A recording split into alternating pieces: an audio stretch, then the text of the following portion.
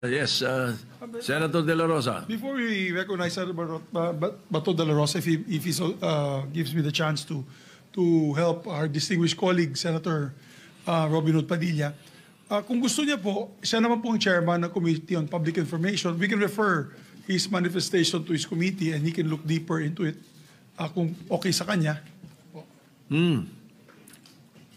Opo, kung yun po ang mamarapatin at pinakamaganda, opo. Maraming salamat po, opo, Pinuno Mayor Yang. All right, so At any least- objections? Yes, kasi Mr. President, he can also invite PRIB because the PRIB of the Senate, pag may mga ganyan, pag lumabas ka agad, pwedeng i-counter ng PRIB.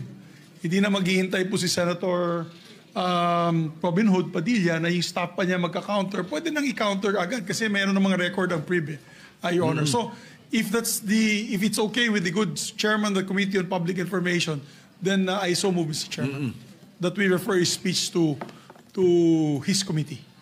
All right, any objection? Chair hears none. The speech or the manifestation of the senator from Mindanao be referred to the Committee on Public Information and Mass Media.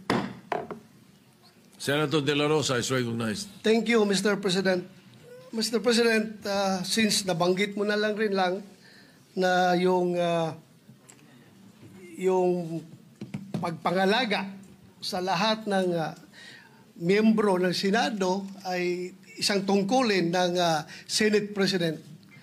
I just would like to bring to the attention of the Senate President. I came across with the news na when the Senate President was asked by a certain Christian Esguerra regarding the minority taking up the question about the custody of Bryce Hernandez.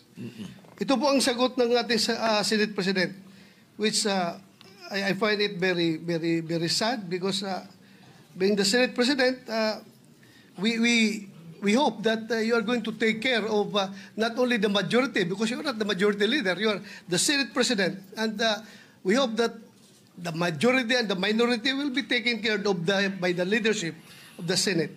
And if I quote